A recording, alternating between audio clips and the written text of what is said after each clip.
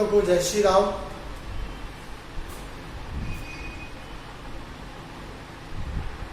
आज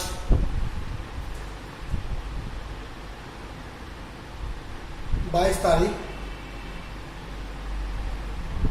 22 जुलाई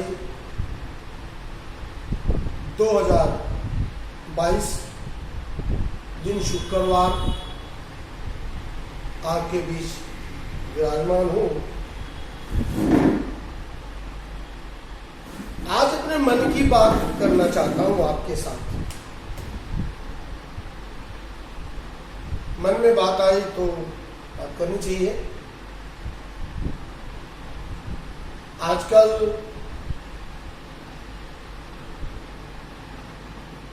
विजयदशमी हो, ज्योत महोत्सव हो, हनुमान जन्म उत्सव हो,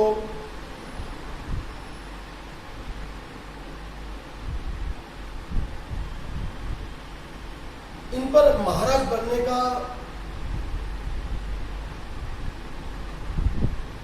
बहुत चला हुआ है आजकल प्रचलन।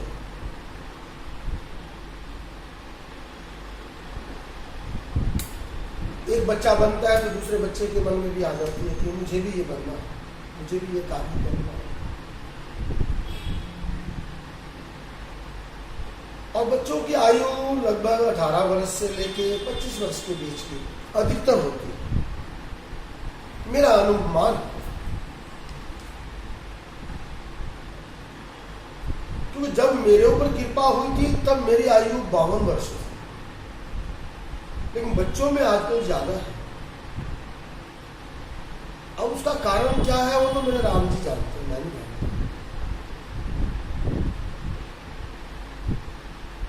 लेकिन उन बच्चों तक एक संदेश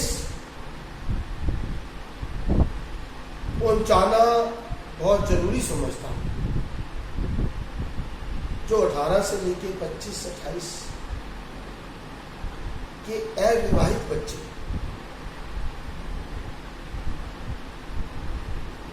बाबा का स्वरूप धारण करते हैं और 40 दिन के नियम पाठ करते हैं। बहुत अच्छा है, ये बहुत ही अच्छा कार्य कर रहे हैं।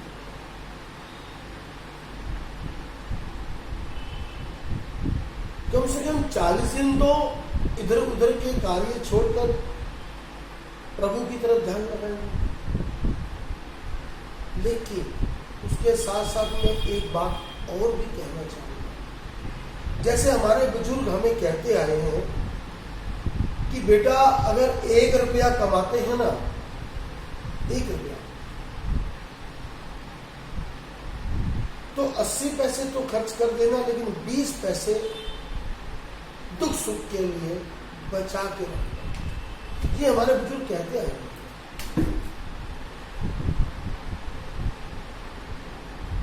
लेकिन जो ये बच्चे बनते हैं ना, जो ये बच्चे बनते हैं, उनसे मेरी प्रार्थना है वो इस बात का पालन करें कि 1 रुपया कमाना है ना तो 80 पैसे खर्च करें। ऐसा ना हो कमाएं तो आप 1 रुपया पूरे दिन में और खर्च करते हैं 2 रुपये। वो कैसे होंगे अभी आपको उदाहरण रूप में बता दें। जैसे बच्चा सुबह उठता है, जो महाराज बन रहा होता है, सुबह सैर पे जाना, आना, नहाना धोना, दरबार की सफाई करना, फिर पूजा पाठ करना,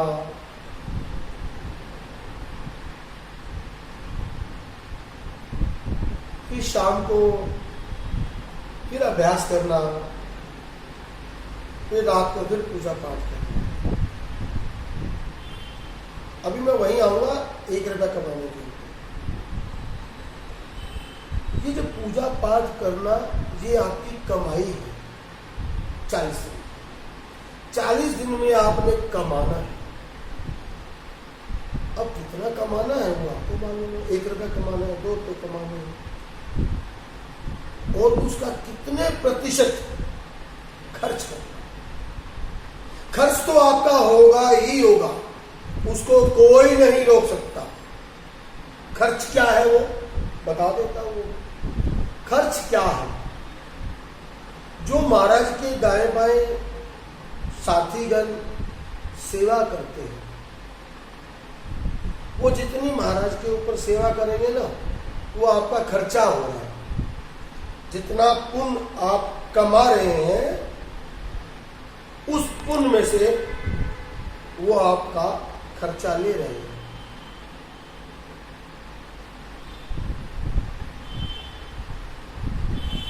आपने मान लो पूजा पाठ करी, सुबह से शाम तक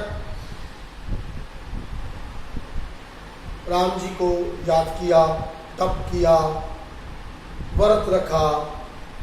उदाहरण के तौर पे बता रहा हूं, आपने 1 रुपया कमाया और उस महाराज की आयु अगर 25 वर्ष है और उनसे मिलने कोई आया, महाराज जी के दर्शन करने आया और उनकी आयु 50 वर्ष है, और उन्होंने जब महाराज जी के चरण छुए, तो जो महाराज जी ने सुबह से लेकर शाम तक कमाई इकट्ठी करी थी ना पाठ करके,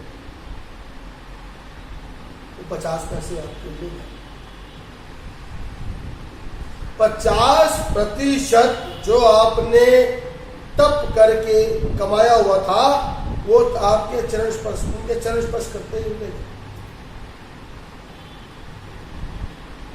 ऐसे जो दूसरे बच्चे हैं आपके साथ सेवा करने वाले, कोई महाराज जी के लिए खाना बना रहा है, कोई महाराज जी के लिए चाय बना रहा है, कोई महाराज जी के लिए वस्त्र प्रेस कर रहा है, कोई महाराज जी की पट्टियां प्रेस कर रहा है, या कुछ भी ऐसा कार्य कर रहा है, वो भी आपसे कुछ ना कुछ ले रहा है।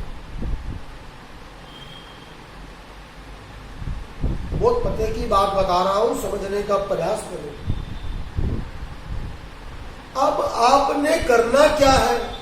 खर्चा तो जो होना है वो तो होना है, उसको कोई नहीं हो सकता।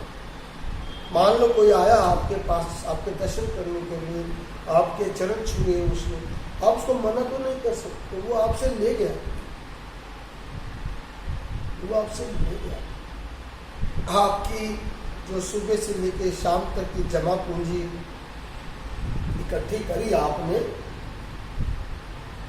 वो आपसे ले गया।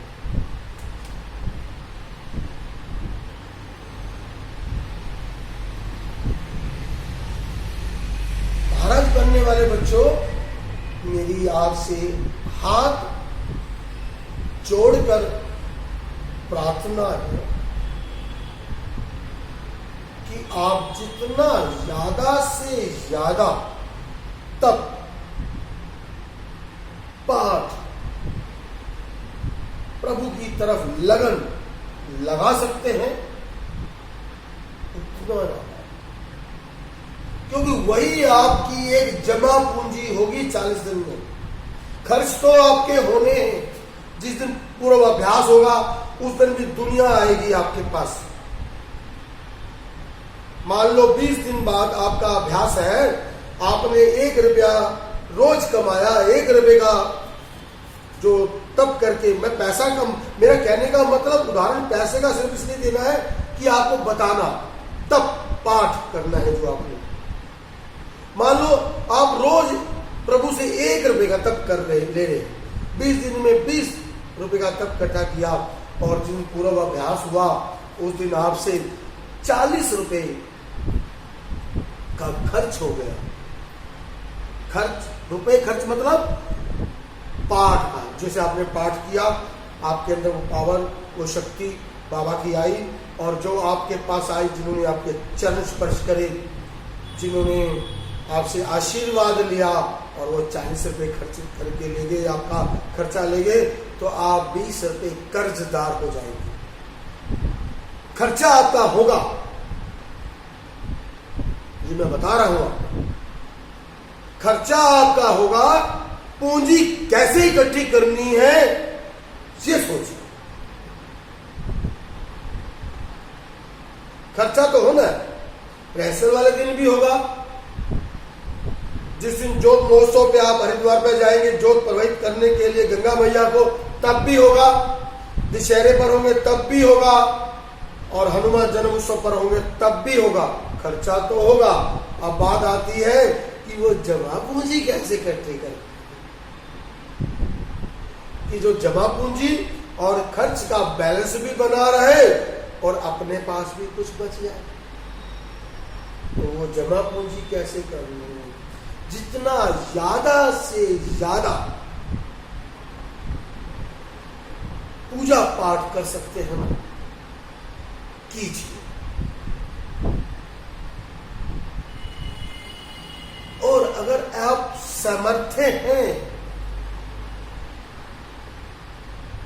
अगर आप समझते हैं आपके पास पूंजी है, तो पूंजी भी अपनी लगाइए, दूसरों की पूंजी पर मत बनिए। क्योंकि अगर आप दूसरों की पूंजी पर ही बनते हैं ना, तो वो भी आपकी, समझ लीजिएगा, पाठ की जमा पूंजी में से पूंजी ले जाते हैं, फिर आपका बैलेंस गड़बड़ा जाएगा। बात को समझिए। आजकल होड़ है बच्चों के अंदर महाराज बनने की, तो मेरी बात को सुनने का प्रयास कीजिए। मैं गलत नहीं कह रहा हूं, मेरा अपना अनुभव है। सोनीपत शहर के अंदर 32 साल से ज्यादा हो गए हैं मुझे, और राम जी की कृपा से मैं बहुत सारी ट्रस्टों के साथ जुड़ा हुआ हूँ, धार्मिक ट्रस्ट के साथ। अपनी भी ट्रस्ट राम जी की कृपा रही, 2018 तक चलाई। अब थोड़ा सा विराम दे दिया है, और वो इन्हीं ने विराम दिया है और इन्हीं ने ही शुरू कराना होगा तो कराएंगे। मैं कुछ नहीं करते ही। मेरा तो जो मैंने ये श्वास अंदर लिया है, मुझे मालूम नहीं कि मैं ये श्वास छोड़ भी पाऊंगा कि नहीं। ये राम जी की कृपा है। मेरी उन सब बच्चों से हाथ जोड़कर प्रार्थना है, जमा पूंजी इकट्ठी कीजिए,